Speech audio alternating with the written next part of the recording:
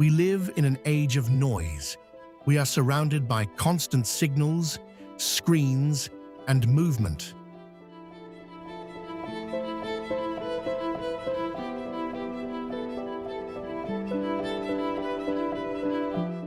But there is a place where that noise fades, where silence still has weight. That place is Greenland.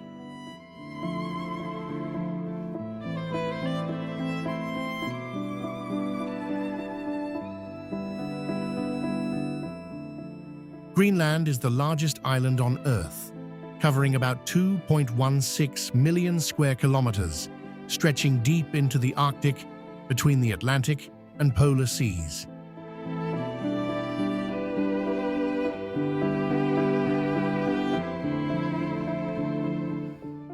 Nearly 80% of it is buried beneath a massive ice sheet, in some areas more than 3 kilometers thick.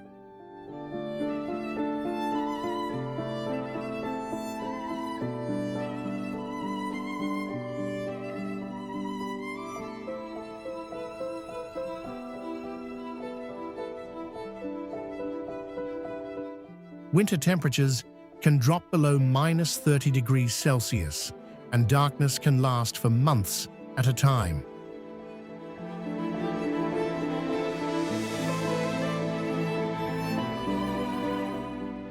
From a distance, it looks empty and frozen in time. Yet this vast island is home to only around 56,000 people, most living along the coast, where the ice pulls back just enough for towns to survive.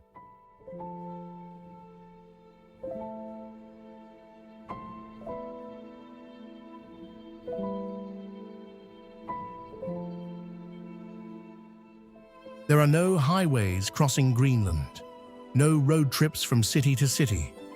Communities are separated by ice, water, and mountains.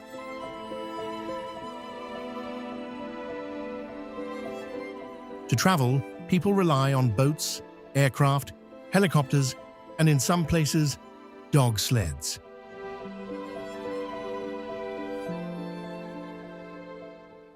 This is not a lifestyle choice or a romantic throwback. It is a necessity. At first glance, Greenland feels isolated, even forgotten. But that isolation is an illusion.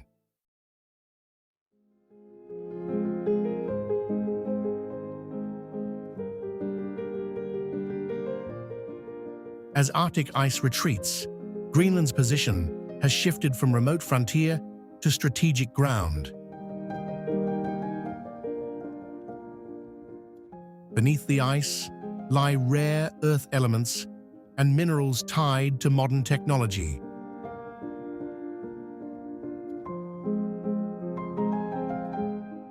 From electronics to advanced military systems, new shipping routes are opening nearby, and global attention has followed.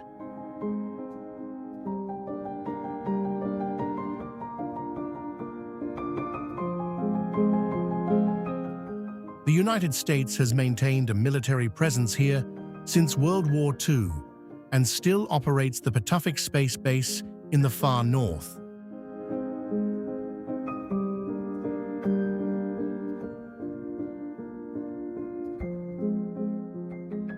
A key site for missile warning and space monitoring.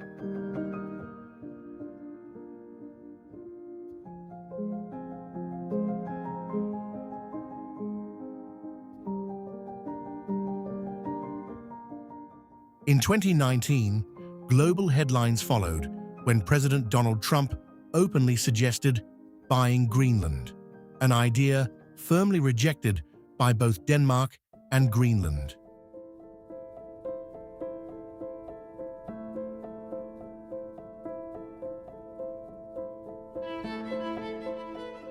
Years later, in 2026, Trump repeated that interest, once again putting Greenland at the center of international attention.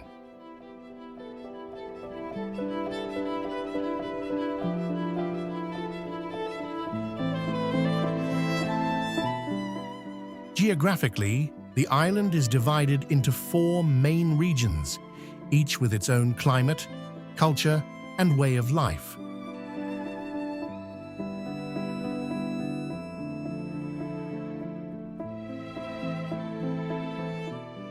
In this journey, we will move through those regions, exploring the landscapes, people, and stories that define Greenland at the edge of the Arctic.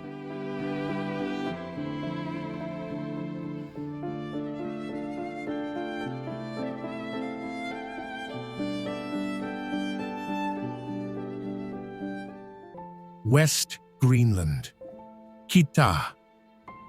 We cross an ocean of white and come down to a coast that is all edge, a place where humans have learned to live in the thin margin between ice and water.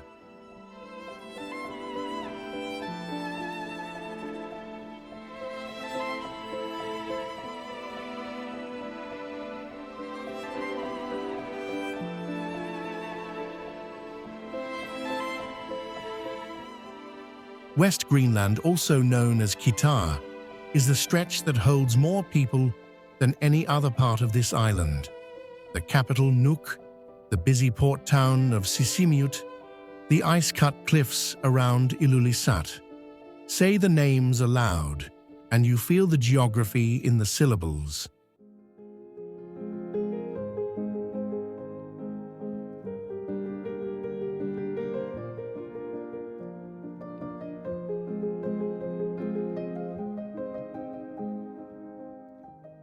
Nuuk's sheltered fjords, Sisimiut's fishing piers, Ilulissat's calving thunder.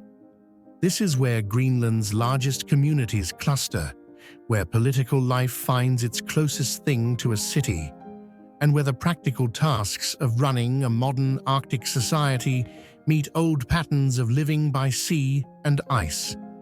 Nuuk alone holds nearly 20,000 people, and that number has been creeping upward in recent years as jobs, schools, and services concentrate in the capital.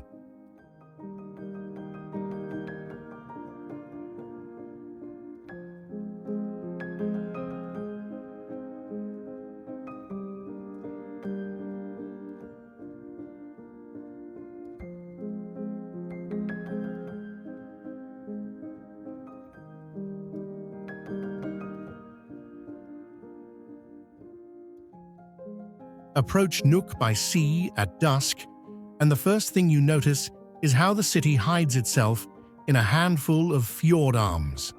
Houses with bright cladding sit on rocky promontories like small flags. The harbour keeps a slow traffic of boats, cod and shrimp trawlers returning with the quiet, ocean-bent work of the day, service vessels lining up for fuel.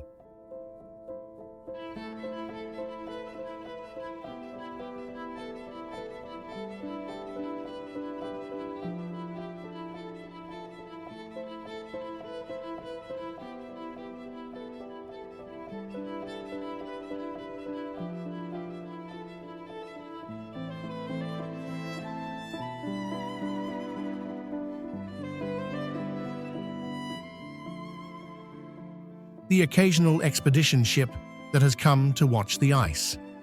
Inland, the landscape rises into bare ridges and slow valleys where snow gathers in wind-scoured folds. Behind the modern legislature and the cultural centre, behind the library and clinics, there is a network of small houses and satellite neighbourhoods where families stack lives around heat and light and the long necessities of winter. Nuuk is Greenland's administrative heart, a place of hospitals and schools and the offices that shape policy for the whole island. It is also a place where people still keep winter stores and mend nets, where the rhythms of sea and season are never far from daily life.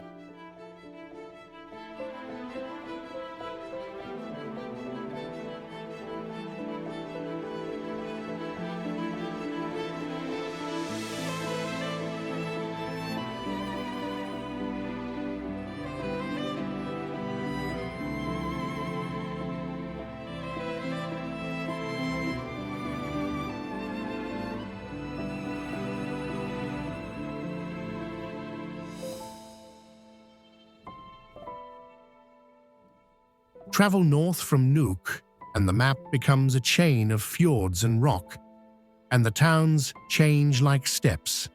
Sisimiut sits as a gateway to the Disco Bay shipping lanes.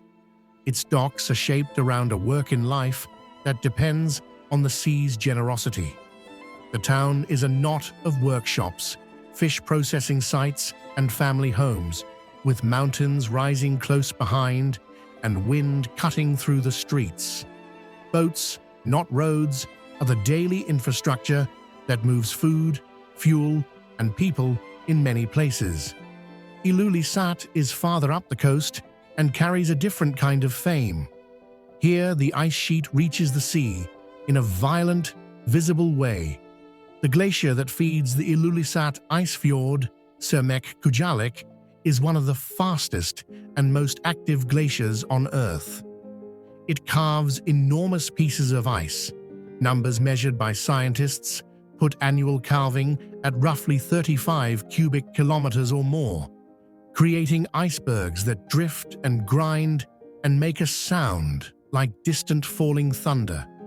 The fjord itself is a place of constant change, where color and light shift with the drift and where entire seasons are read from the pattern of ice across the water.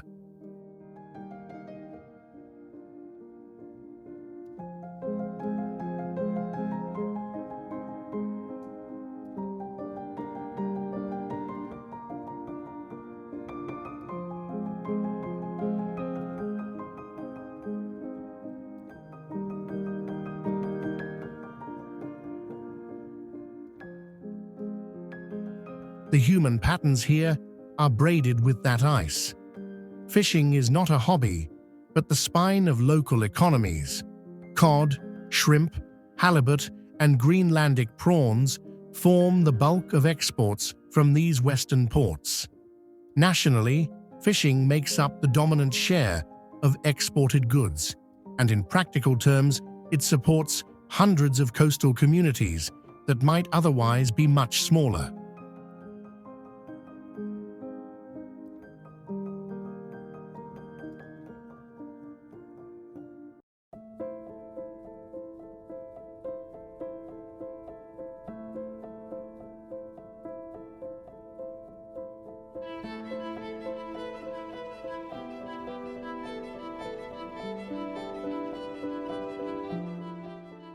That dependence on the sea has policy consequences. Quotas, ports, international trade, all these are daily concerns for municipal councils and fishers' cooperatives alike. A boat owner in Sisimiut keeps a careful ledger. An export manager in Nuuk studies market trends in Europe and Asia. A family in Ilulissat times their pack ice crossings by the smallest calendar cues from elders.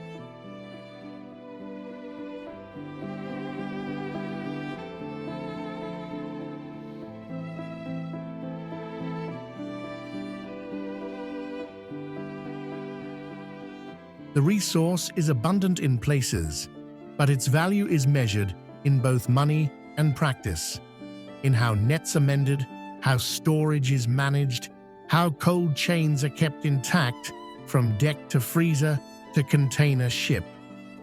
The coast here is not flat geography. It is a carved and folded edge where fjords cut inland and small islands cluster like pebbles. In summer, the low sun turns cliffs to a slow gold. In winter, the same cliffs are punched with short days and a light that stays pale for hours. The islands and inlets host seabirds in season. Fulmars and kittiwakes crowd cliffs. Eidas rest in sheltered lagoons. Marine mammals come and go in a steady traffic. Whales pass in migration. Seals haul out on small flows, and where currents bring food, pods of dolphins may appear off the headlands.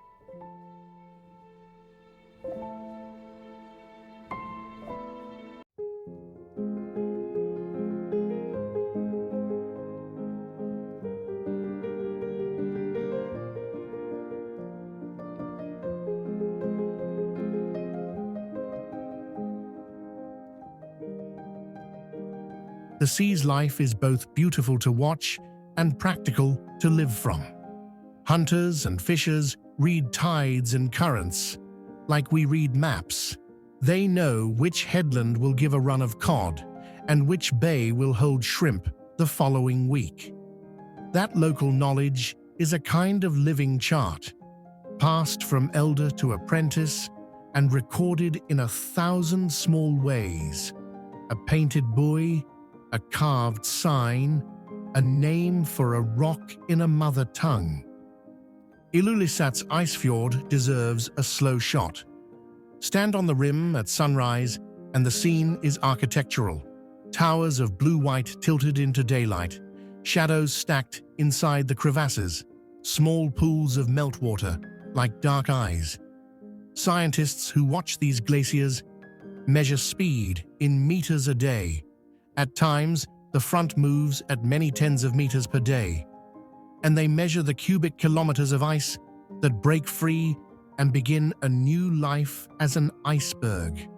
Those figures are not only numbers in a report, they are the decibel of calving heard in the town at night, the reason captains choose a course through the bay, the explanation for why local guides will tell you to respect the drift and stay back in small boats.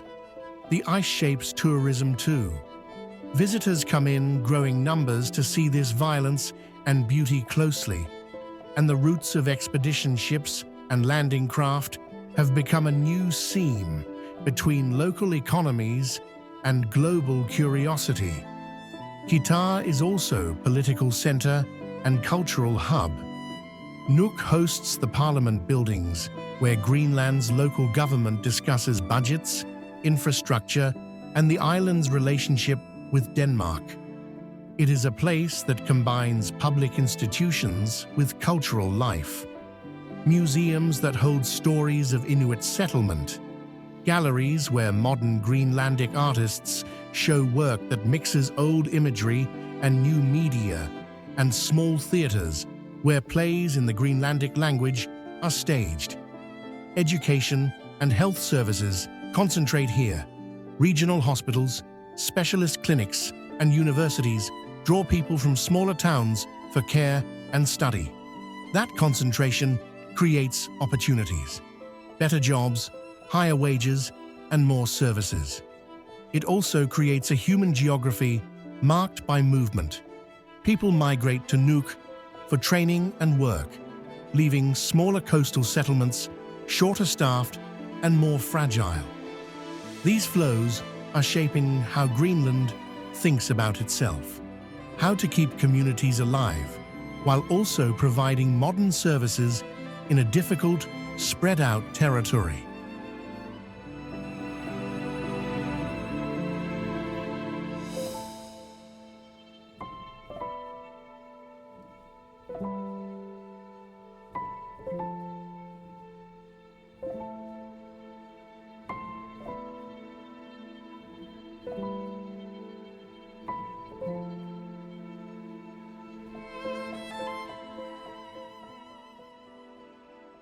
South Greenland, Kujalleq. We follow the coast downhill from Disko's white edge and Nuuk's busy fjords, and then the map narrows into a last, patient country. South Greenland, the municipality called Kujalleq. The municipality covers about 32,000 square kilometers and holds roughly 6,000 people. Small numbers on a map, but a dense weave of histories when you move among houses and fields. These facts are the frame: area, population, the name of the main town, Qaqortoq. But the real shape of Kujalleq reveals itself only in detail, in the way a ruined stone church sits on a headland, in the curve of a tidal flat, in the slow geometry of a sheep pasture. There is a corridor here where farming found a footing against the ice. It is called Kujalleq, and UNESCO recognized it for a reason that feels both practical and strange. This is one of the few places where people have carried farming north into the Arctic and made a living with it across centuries. Norse settlers worked these fjords 1,000 years ago, building stone houses and early irrigation. Later, Inuit farmers adapted and kept the practice, creating a living map of fields, fences, and sheepfolds that link past and present. The World Heritage Site has named components: Qaanaaq with the Old Norse estate Brattahlid, Kujalleq, where a medieval bishop's seat once stood, and Hvalsey, where a ruined church keeps the last written story of Norse life in Greenland. These places are not museum pieces removed from life. They sit inside modern farms and grazing lands, and the continuity is visible. Tilled soil beside rock walls that have lasted 1,000 years.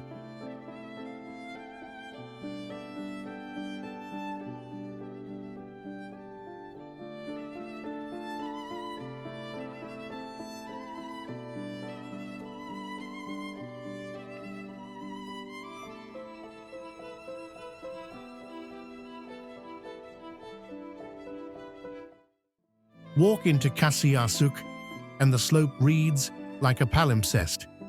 Cows and sheep eat in the same fields where wooden posts once marked Norse enclosures. The shapes of old irrigation channels still cut the ground. They are slow scars that channel meltwater in summer.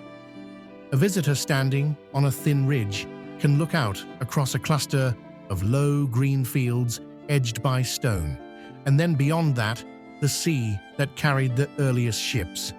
The air has that mixed salt and soil smell you expect near shorelines, but with a different seasoning: the faint, rich smell of drying lamb and peat that comes from the farm sheds. Those small scents are practical notes: how people stored food for winter, how they kept animals warm in a long night. They are everyday evidence of how this small agriculture has always been a hybrid of sea and land. Sheep are the steady fact of life here. South Greenland is where most of Greenland's sheep farms sit. The island's roughly 3 dozen farms support a national lamb supply. In past counts, there were about 18,000 sheep and a few hundred cattle across the country's farms, and in recent studies, the sector is described as a core element of rural identity in Kujalleq. Farming is not big agribusiness. It is a seasonal, small-scale work tuned to coastal microclimates. Many farms are family-run, and a farm's calendar is measured in grazing rotations, the timing of lambing, and the careful counting of winter's feed. That economy produces meat and a cultural map of place names, grazing routes, and shared tools.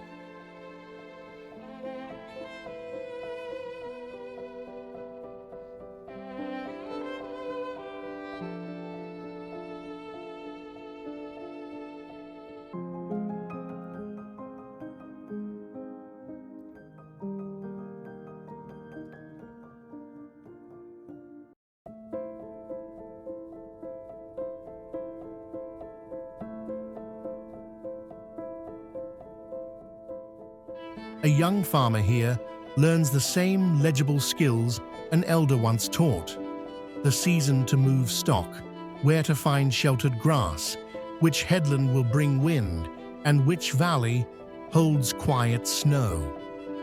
The soundscape of Kujalleq is a layered one. In a small village, the sea is never far. Gulls puncture the air, the tide presses quietly against stone. A boat's engine thrums like a small machine.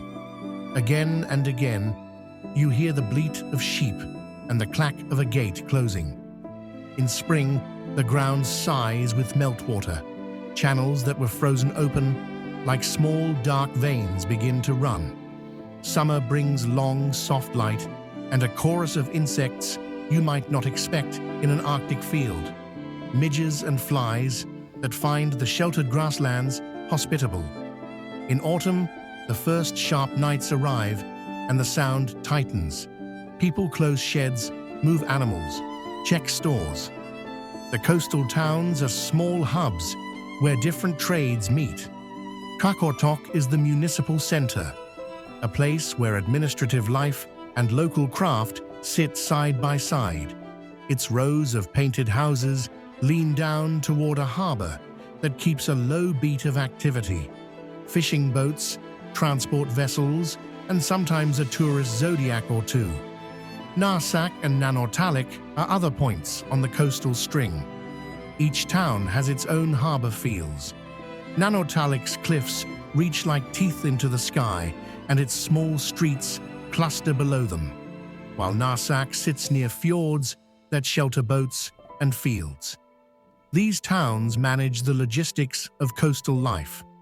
They have cold stores for seafood, small processing plants for fish and shrimp, and workshops where nets and gear are repaired. They also host the small services that rural people rely on: a clinic, a school, a market day where onions and potatoes are exchanged for fuel and spare parts. History sits visibly in the stone. Valsey Church sits on a rocky point, its rubble walls a plain record of labor and prayer, and it is famous because a wedding there in 1408 is the last written record of the Norse in Greenland. The ruin is not monumental in the way a palace is. It is close to the ground, shaped by the sea wind, but it is a place that signals continuity. Around it, the Norse farm mounds and stone outlines of houses appear like a handwriting that never fully faded. That handwriting becomes a script you can read with care, where the Norse chose to plant barley, where they built walls to shelter stock, how they oriented houses for sun and sea. In summer, these sites are often visited by small groups. In winter, they become part of a quiet map of memory, covered with snow and accessed by the few who keep the paths open.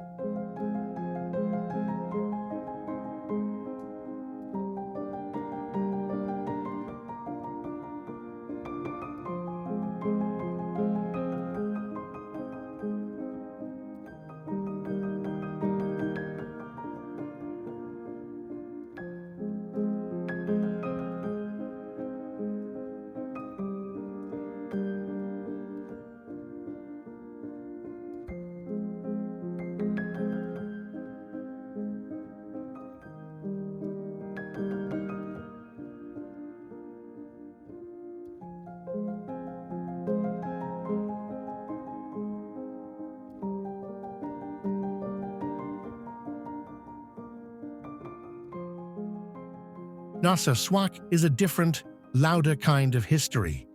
The airfield there began as a US base in World War II, built on a glacial moraine and used as a refueling and staging post for aircraft across the North Atlantic. For a while, thousands of soldiers and workers brought a transient modern life into the valley. The base had its own hospital and a burst of global traffic. Today, Narsarsuaq is quieter, but it still holds that legacy. Runways, old buildings, and a gateway feel for travelers heading into the interior fjords. The airfield shape has been central to how the South meets the world. Air links, supply chains, and the odd visitor who arrives to see a glacier or a Norse ruin all pass through that corridor.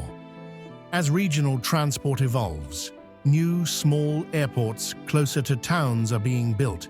These nodes shift, but the sense of a human-made hole cut into a glacial moraine keeps a story of sudden international contact. Nature here has a quality of shelter. Fjords act like warm pockets in summer, collecting sun and supporting what little soil farming needs.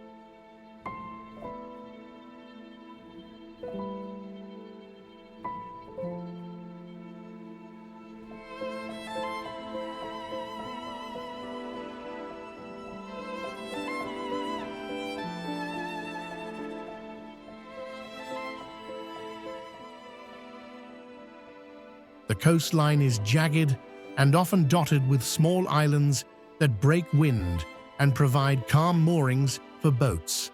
In the late summer, the low slopes fill with a surprising color, a carpet of small white and purple flowers, cotton grass spread like a pale cloud across wet flats.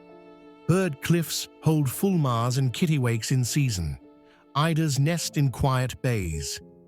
Marine mammals pass through. Seals haul on skerries, and a quiet watch from a headland will often yield a distant blow from a migrating whale. These are small-scaled presences when you live in a village of a few hundred.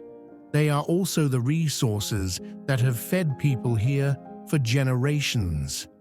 Politics and daily life intersect directly in Kujalleq. Municipal offices in Qaanaaq plan harbors and schools.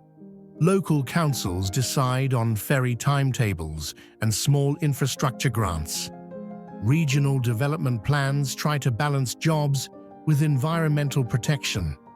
South Greenland's economy depends on a narrow set of exports, seafood first among them, and on transfers that come through national budgets. That makes local decisions heavy. A dock upgrade can change how fish are landed and stored. A decision about a ferry route can mean whether a small settlement keeps regular supplies or faces shortages. Local politics are also shaped by identity and place. Some towns feel the weight of administrative concentration in Qaanaaq, and there are conversations about how to keep services spread across fjords without hollowing out small villages. These are practical arguments with immediate consequences for work and daily life. Climate change is not a distant possibility here. It is a measurable edge of life. The South has been warming fast. Observers have noted that the Arctic warms more quickly than lower latitudes, and that affects pasture growth, coastal erosion, and the timing of spring runoff. In some fjords, the rise in temperatures change the distribution of fish and shrimp, in turn shifting local catch patterns. The UNESCO description of Kujalleq frames the area's future as vulnerable. The same microclimates that allowed farming to start are changing, and with them, the delicate balance of grazing, cultivation, and marine hunting that sustained communities for centuries.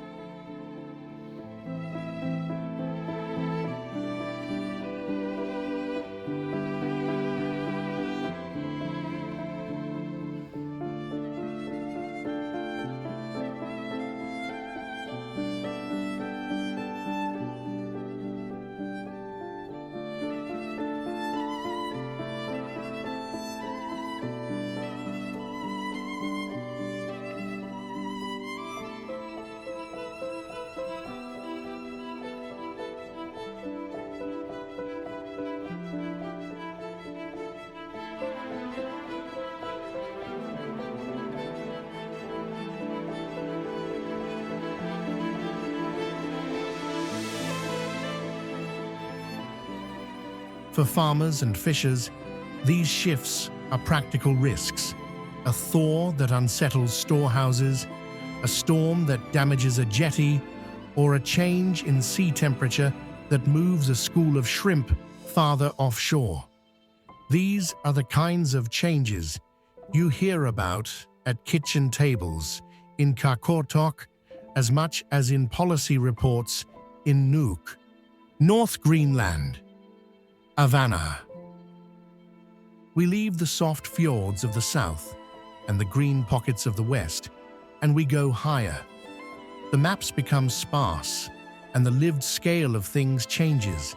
Distances are not measured only by kilometers, but by days of wind, by the margin between ice and open sea, by the long arc of supply lines that arrive only a few times a year.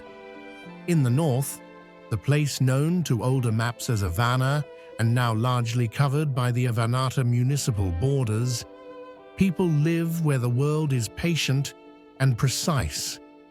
The municipal outline itself is enormous. It covers an area measured in the hundreds of thousands of square kilometers, with a population that counts in the tens of thousands, a density so slight that the land scale remains the first fact a visitor notices. That administrative fact anchors a different reality. Human life here arranges itself around sea ice, polynyas, pack drift, and places where the land throws a small shelter against the wind.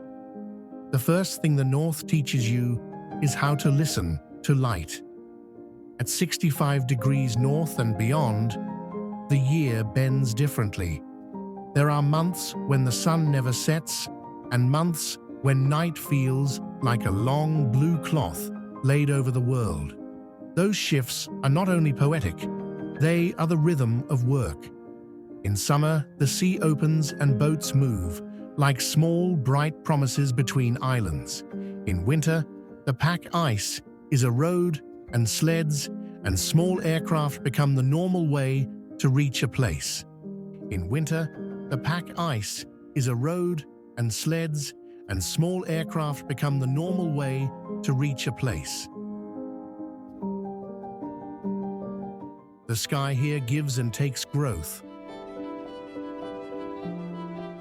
A concentrated summer pushes plants into a sudden brief green, while deep winter keeps food stores and fuel as the central plot of daily planning. The high north rewards people who read light properly, hunters, captains, elders who can name the change in weather before the fog does. That skill still matters because the landscape will not forgive a guess about a storm. Settlements sit where the sea and ice form predictable patterns. Sheltered inlets, gravel spits, islands that break the swell. Qaanaaq, one of the region's most northerly towns, is a place that illustrates how communities were remade in the 20th century and how they still hold a particular northern logic. It is small in numbers, with fewer than 1,000 people. Yet it functions as a hub for a wide area. Boats, snowmobiles, and the occasional aircraft tie it to even more remote camps and hunting grounds. The town's life is shaped by a daily economy of hunting, small-scale supply, public services, and a tight social net where everyone knows which family will take what whale share and which engine will be ready to start after a long night. That human closeness is not merely sentimental, it is survival. Shared food, shared fuel, shared work.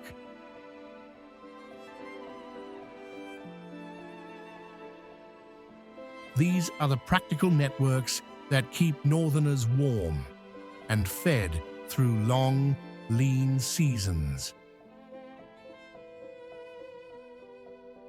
The North includes places of large strategic interest that sit in the same landscape as nomadic camps and family-run workshop sheds. Pituffik's space base, the installation previously known in English as Thule Air Base, is one such place. Its long runway and facilities are a rare, permanent, human-made whole in an otherwise quiet expanse.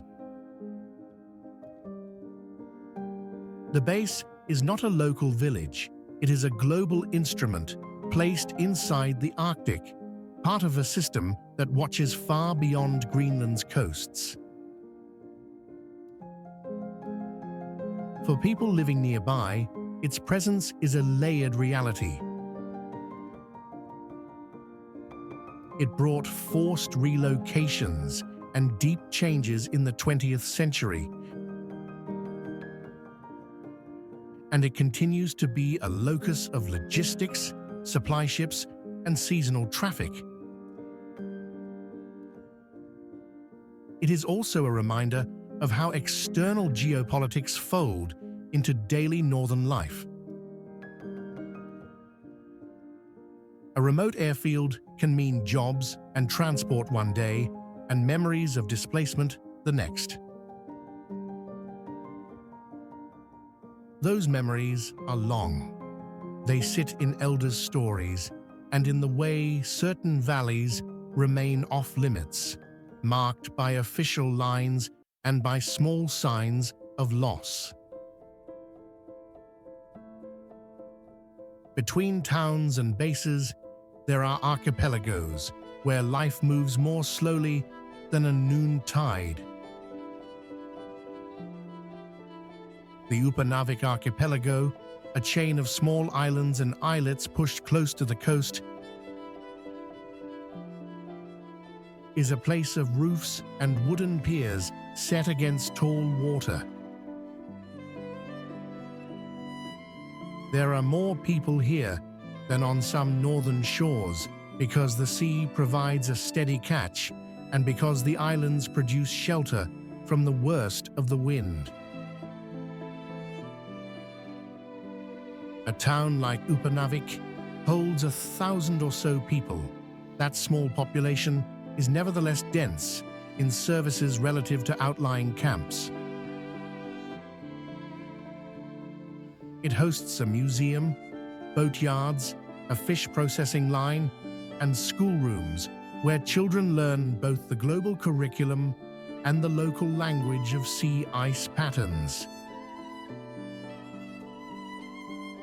The archipelago reads on an aerial shot like scattered punctuation.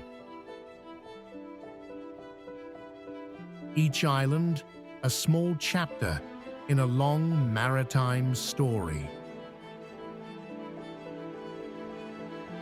Travel in the north is a choreography of risk and timing. Icebreakers, supply ships, and aircraft arrive on timetables set by pack drift and thaw. A delayed ferry can mean weeks without fresh produce for a village. The logistics are precise. Fuel reserves are a municipal headline. How many tons hold in a given port, where the spare diesel sits for the generator that keeps a clinic warm? Municipal budgets and national transfers are not abstract numbers here. They map directly to heating for schools, medevac ability for a remote hunter, and the frequency of flights that bring specialists. When a road project is planned, it is not merely a convenience. It is a redefinition of what parts of the north can be reached during storms and what parts will remain winter isolated. Those choices alter everything. Migratory patterns of animals, local markets, even where elders decide to keep a tent or move into a clustered house for winter. The animal world in the north is both abundant and fragile. Polar bears still appear on pack ice edges and are part of a landscape that people respect with careful rules and shared knowledge. Musk oxen graze in some high country. Walrus haul out on remote shores. Migrating whales pass where currents bring food. Seabirds nest in dense cliffs that ring in the light of summer. These presences are not merely spectacle. They are economic and cultural capital. A whale hunt is intensive work and sustains families. Seals provide skins for clothing and meat for winter stores. These subsistence practices rest on deep observation. Knowing where the water will open, which flow edge will hold seals, which shoal will bring cod. When species shift location because water warms, a change increasingly visible across Arctic seas, that knowledge must be relearned and social arrangements adjusted. The North's food web is part of a cultural map. When the map moves, people notice it at breakfast as much as scientists do in charts. Work in the North keeps craft alive. Boat building in small yards, sewing heavy garments from sealskin and caribou hide, carving ivory or bone for tools and art. These are techniques that persist because they are useful. A fisherman's net is also a family heirloom. A sewn coat is a record of hands that mended and taught. Children are taught early to read horizon and snow, but they are also taught to fix an outboard motor in the dark, to splice a rope, to navigate by stars when instruments fail. In towns, small industries mean coastal processing, shipping, and a thin but persistent tourism. Visitors arrive to see northern lights and polar bear tracks, to join guided trips across pack ice, or to learn about Thule culture in a museum. Tourism is a fragile boost. It brings income, but also pressure on small services and on ecosystems that do not rebound quickly after a season of many boats. Spirit in the high north is quiet and very present. Rituals of respect for animals are woven into daily habits. Hunters offer the first portion, elders recite place names to keep memory attached to a shore, and small objects are left as thanks on travel routes. The Arctic's harshness and reward teach a modesty that finds expression in careful practice. Gear is checked and rechecked, animal harvest is shared, and stories of weather are treated as advice rather than mere gossip. Churches and meeting houses still anchor a rhythm of collective life. In some places, the drum song and throat singing continue in family houses, a way of speaking landscape into memory. Ceremonies and public gatherings are practical too. They are the occasions to share fuel deliveries, to coordinate medevacs, and to announce new routes or school openings. In the North, the sacred and the practical often arrive in the same sentence. Politics in these latitudes is intimate. Local councils manage ferries and fuel. National decisions about mining or military presence travel through towns as headlines that change daily talk. The presence of international actors, research teams, the occasional military program or scientific bases raises questions about sovereignty, local benefit, and environmental risk. Historic grievances linger. Forced relocations in the mid-20th century, associated with early Cold War bases, have left scars, and ongoing debates about compensation and land access. Those are not abstract grievances. They shape trust in institutions and determine how communities will engage with future projects. When a foreign plan promises jobs, elders ask what it will cost the sea, the land, and the social ties that knit a village. Climate change is a fact you hear in practical terms. Thaw changes the stability of beaches and permafrost,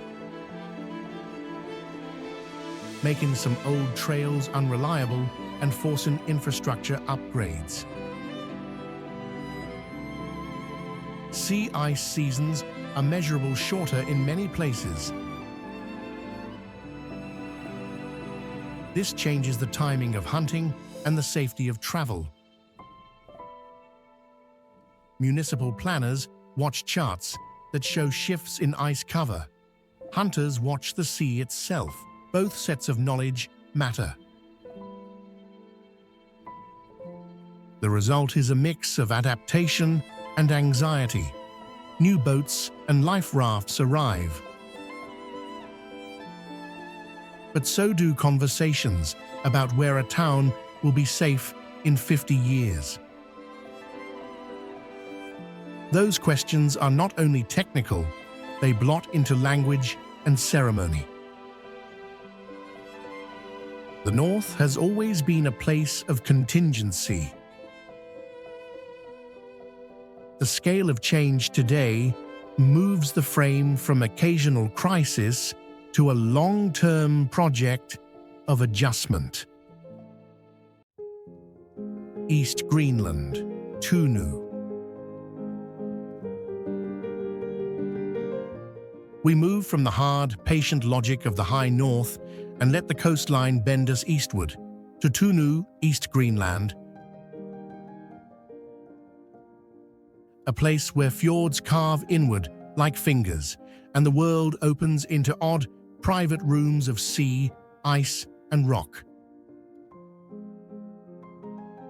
The transition is a change in scale and a change in mood.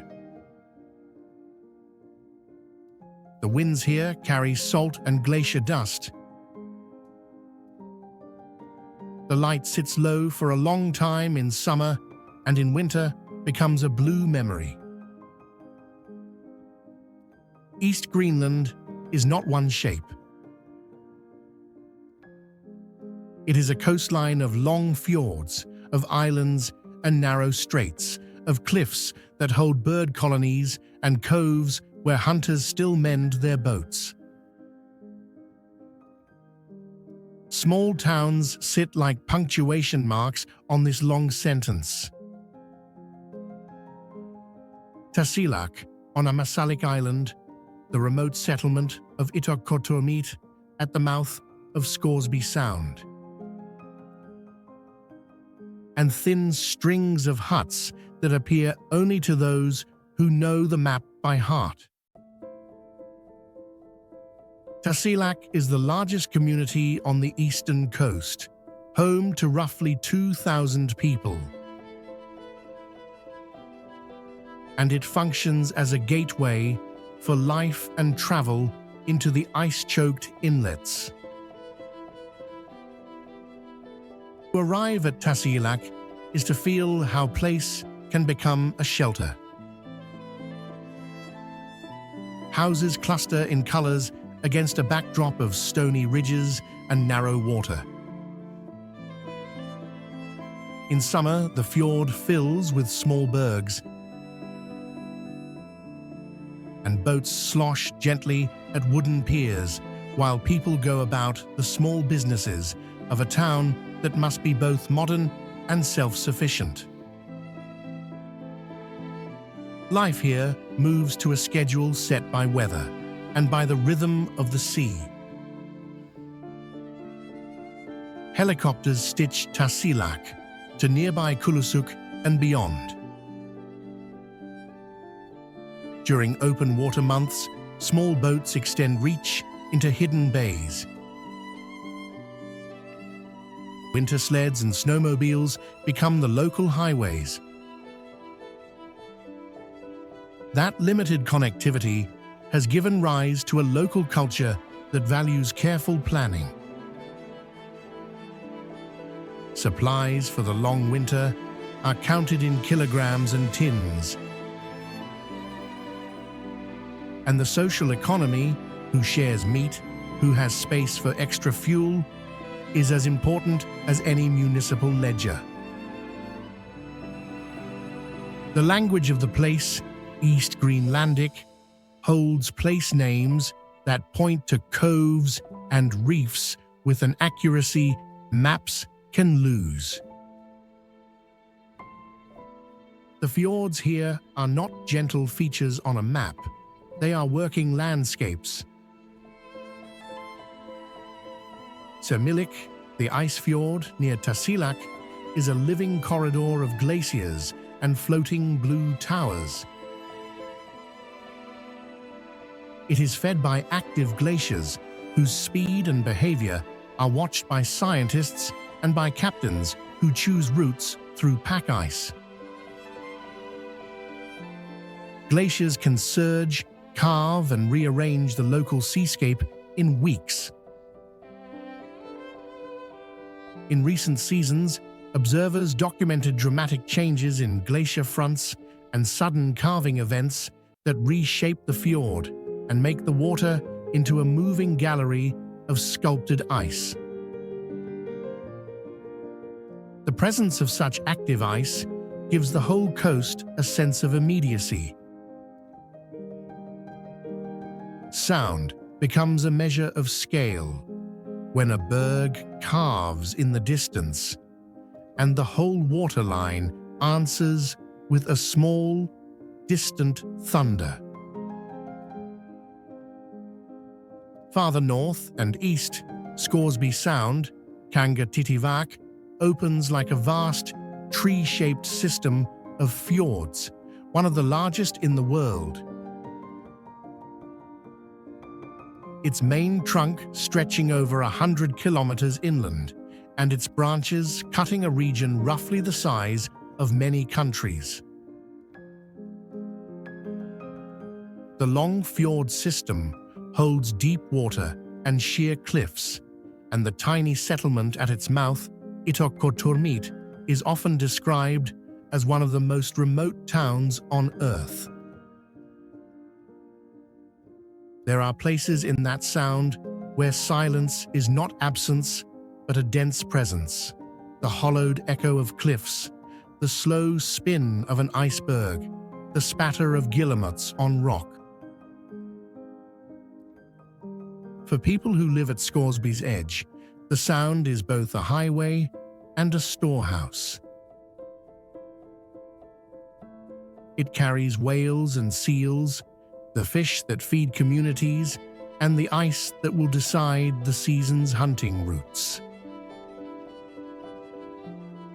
The human economies of East Coasts are braided from the same threads: sea mammals, fish, small-scale tourism, and a careful municipal life that balances supply runs with community need. Hunters move with the seasons. In spring, they watch where the pack ice opens into polynyas. In autumn, they follow migration lines. Whale and seal hunts require coordination. Crews take boats and gear out to meet the sea, and once a catch is made, the work of division and preservation begins immediately. Preservation is practical ritual. Meat is salted, blubber processed, skins prepared for clothing. In households, you see the archive of this practice, storerooms with tinned food beside racks of drying meat. And you hear it in the careful language elders use to name sea ice features and drift patterns. The sea gives, and the community must translate that gift into stores and shared meals. That translation is knowledge passed down directly, often not written, but shown at a shore with a hand pointing to a reef or to a line on the horizon. Isolation in the East has a geography of detail. Some settlements have air links, but no roads. Others are only reachable by sea in the open months. The effect is practical and immediate. A delayed supply ship can mean the end of fresh vegetables for weeks. A closed helilink can change the date of a clinic visit. Those logistical edges shape daily life. Schools schedule with contingencies in mind, clinics keep extra diagnostic supplies, and families plan births and major procedures around known flight windows. Tourism arrives in a careful pulse. Small cruise ships come in summer to see glaciers and communities, and expedition groups book local guides. That income is welcome but finite. It can support small guest houses and guides, yet it also brings pressure to keep fragile landing sites usable and to manage cultural contact in a way that respects local life. The coastline's wildlife is a necklace of rare encounters. Narwhal and beluga move in deep channels. Humpbacks may visit in feeding season. Seals and walrus haul onto small floes and skerries. Polar bears still patrol the far edges of sea ice. Inland, where the rock falls back to tundra basins, muskox roam and Arctic foxes slip across gravel flats. Birds concentrate on cliffs and offshore stacks. Kittiwakes, fulmars, puffins where conditions allow. These animals are not mere scenery. They are part of a food system and a calendar. They are the subjects of careful law and traditional practice. Where hunting quotas and modern regulations intersect with centuries of local use, the conversation is exacting. It mixes biology and belief, municipal limits and ancestral permission.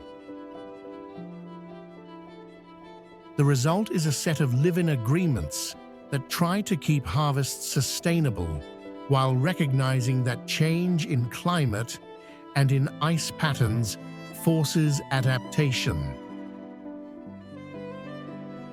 East Greenland is a place that has known sudden shocks as well as slow change. In 2023, a massive landslide and tsunami in a fjord in eastern Greenland sent seismic waves around the planet. A reminder that this coast, carved by ice and steep rock, can produce events of startling scale when ice melt and slope instability align.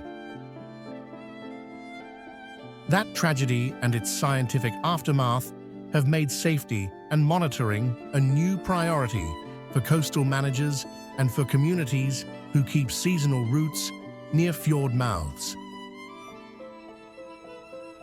It is a sharp example of how climate change can turn stable memories into new maps in a single season. The cliff that seems secure becomes hazard.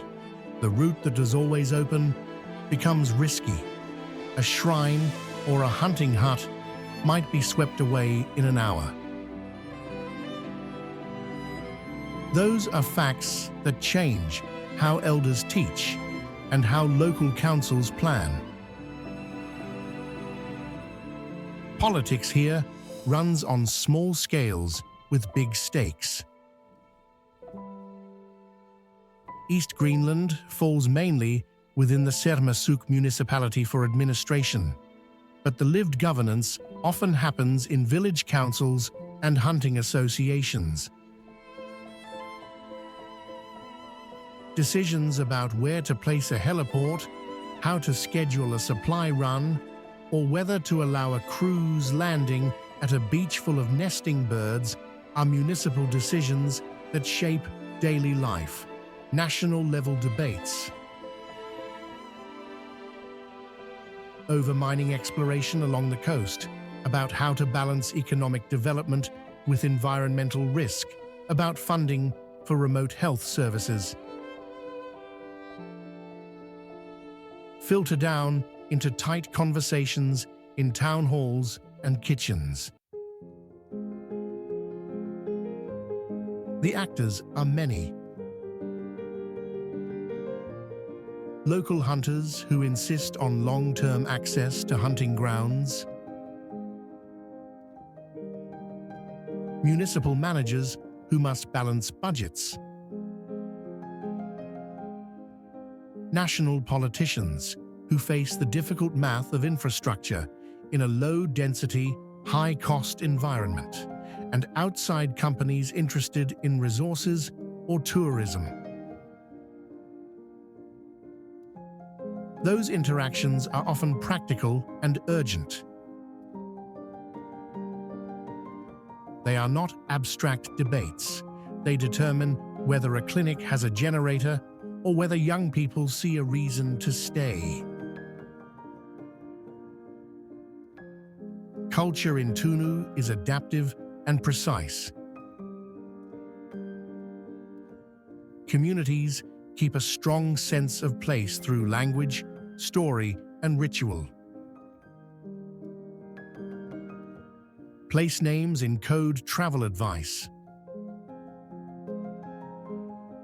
A bay's name may warn of a submerged rock or a seasonal current.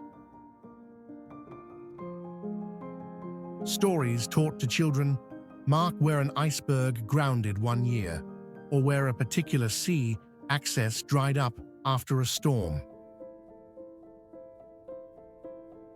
Social rituals, a shared meal after a hunt, a communal repair of a boat, a funeral where elders recite a route, maintain social bonds and memory. In towns, you also see modern practices. School classes in Danish and Greenlandic, small art spaces where local artists combine tradition and new media, and digital connection that lets younger people study or work online while still living in their fjord. The meeting of old knowledge and new technology is a signature of the East. Satellite phones used to summon a medevac after a long hunt.